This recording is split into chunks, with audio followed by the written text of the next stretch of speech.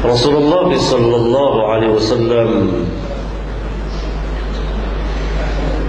telah bersabda secara umum, kullu bid'atin dhalalah. Setiap bid'ah itu sesat. Tidak pernah beliau memberikan pengecualian yang dengannya dapat kita pahami bahawa tidak ada bid'ah hasanah. Sebab kalau ada bid'ah hasanah, mana qawaid dan dawabitnya untuk kita tetapkan sesuatu perbuatan itu masuk ke dalam bid'ah hasanah. Adapun yang dikatakan oleh Umar bin Khattab,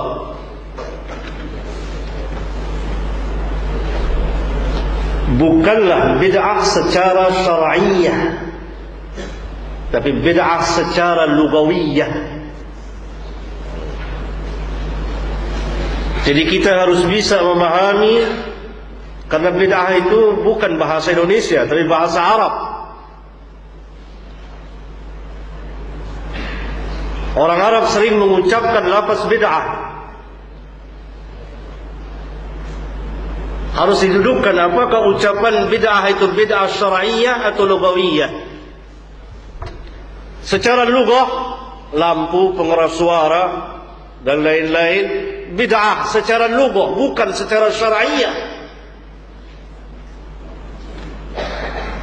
Jadi harus kita pahami dengan baik. Perkataan Umar adalah bid'ah secara lugawiyah. Karena apa yang ditambah dari apa yang dilakukan oleh para sahabat. Rasulullah sallallahu alaihi wasallam salat di masjid, Rasulullah sallallahu alaihi wasallam salat berjamaah. Telah ada contohnya dari Rasulullah sallallahu alaihi wasallam. Umar tidak membuat yang baru. Adapun tadi dibawakan bahwa Umar memerintahkan salat 20 rakaat, langsung dari Umar itu tidak ada perkataan yang seperti itu.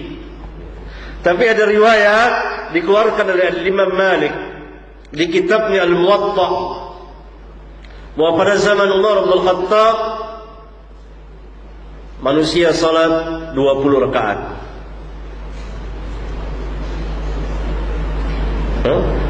Setelah membawakan ini, maka Imam Malik membawakan riwayat yang lain, di mana Umar bin Khattab memerintahkan Ubay bin Ka'ab dan Tamim Ad-Dari untuk mengimami manusia salat 11 rakaat.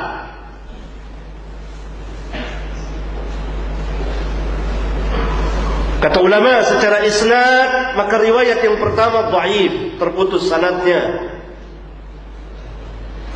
Jadi kita harus bahas, Pak, secara ilmiah. Tentu tidak cukup waktu di sini untuk membahasnya. Dengan ilmu, dengan bukti pembuktian ilmiah. Semuanya harus ada pembuktian ilmiah. Sebab mengucapkan sesuatu, membantah sesuatu, hal yang sangat mudah sekali, siapapun bisa melakukannya. Anak kita pun bisa melakukannya untuk sekedar membantah. Tapi pembuktian ilmiah, kita harus punya pembuktian ilmiah secara ilmu dan diuji. Dan itu perlu majelis khusus per masalah yang akan kita bahas. Atau di antara saudara-saudara ada yang mau ngebahas khusus dengan saya berdua kapan waktu, atau dengan Ustaz Yazid, ahlan wa sahlan. Kita duduk, kita bahas. Di hadapan kita ada kitab-kitab para ulama, kita bahas sesuai dengan tariqah ahli ilm. Sangat bagus sekali, sangat menarik sekali, dan begitu ilmu. Kalau hanya mengucapkan au, saya kira anak-anak kita juga mampu. Ini kita majelis ilmu, bahas ilmu, bahas ilmiah.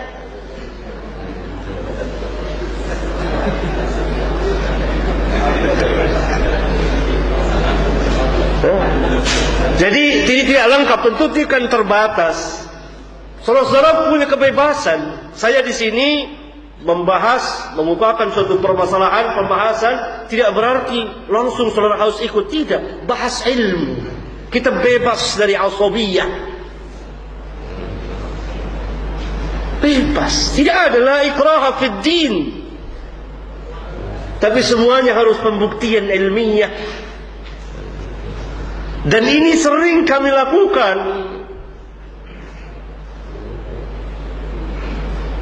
Ya, maka itu saya katakan tadi yang Bapak terakhir membawakan, itu nggak ada riwayat seperti itu, nggak ada.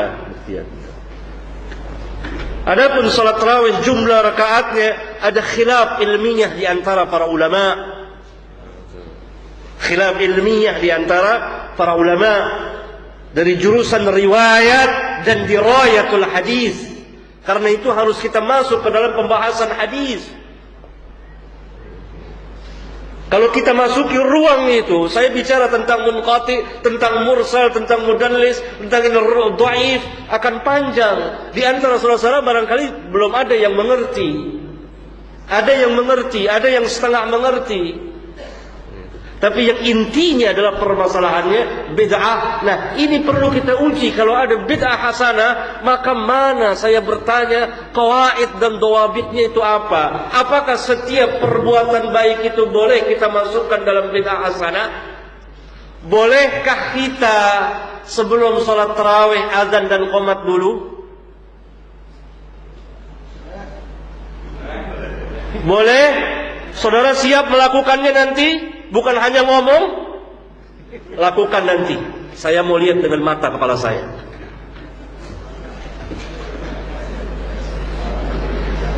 Karena azan dan qomat hasanah yang terbesar. Apakah setiap perbuatan baik itu masuk dalam bid'ah hasanah? Boleh kita masukkan dan dikatakan bid'ah hasanah? Maka itu tidak ada qawaid, tidak ada dawabit. Oleh karena itu berkatalah Al-Imam Asy-Syafi'i, man istahsana faqad syara'a. Man istahsana faqad syara'a. Ini merupakan kaidah yang sangat besar. Barang siapa yang menganggap baik sesuatu perbuatan, dia telah membuat syariat baru. Ini Syafi'i yang mengatakan, bukan saya nukil. Berkata Imam Malik, man ibtada'a bid'atan hasanatan yaraha hasanatan faqad za'ama anna Muhammadan sallallahu alaihi wasallam khana ar-risalah. Li'anna Allah yaqul al-yawma akmaltu lakum dinakum. Man ibtada'a bid'atan yaraha hasanatan. Lihat, barang siapa yang membuat bid'ah dan dia menganggap bid'ah itu bid'ah hasanah, faqad za'ama anna Muhammadan khana ar-risalah. Maka sesungguhnya dia telah menuduh Muhammad sallallahu alaihi wasallam mengkhianati syariat. Mengkhianati syariat. Kenapa? Kata Imam Malik, kenapa? Harus ada pembuktian ilmiah. Kenapa? Li'anna Allah yaqul al-yawma akmaltu lakum dinakum. Karena Allah berfirman, pada hari ini aku telah sempurnakan bagimu agamamu. Maka kalau ada bid'ah lain lagi, ada ajaran lain lagi, kita telah memberikan catatan kaki terhadap firman Allah. Kita buka Quran surat Al-Maidah, al-yawma akmaltu lakum dinakum. Allah katakan pada hari ini aku telah sempurnakan bagimu agamamu. Maka kita memberikan catatan, belum. Ada ini satu, ada dua, ada tiga, sampai ribuan. Ini memberikan istidrak, catatan kaki terhadap Rabbul Alamin. Ini yang berkata Imam Malik, bukan Abdul Hakim. Man ibtada'a bid'atan yaraha hasanatan faqad za'ama anna Muhammadan Khanar risalah.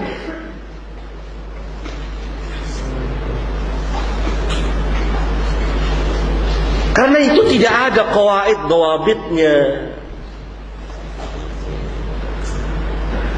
Pertanyaan tadi dari LDII bahwa tentang dibukukannya Al-Quran. adapun dibukukannya Al-Quran, ini bukan bid'ah. Siapa yang mengatakan ini bid'ah lalu dimasukkan dijadikan dalil bid'ah hasanah? Tidak. Karena Al-Quran memang telah diperintah untuk dibukukan. Salah satu nama Al-Quran Al-Kitab. Apa arti Al-Kitab? Ad-dhamm wa jam'u, mengumpulkan. Rasulullah SAW perintahkan untuk ini. Dan itu pertama. Yang kedua, ijma' sahabat jadi hujjah dalam agama. Yang ketiga, sunnahnya al-khulafa ar-rasyidin al-mahdiyin. Bukan kita, jangan dikiaskan antara kita dengan sahabat. Ini dalam ilmu usul namanya qiyas farid, qiyas ma'al farid. Qiyas yang berbeda dengan apa yang dikiaskan.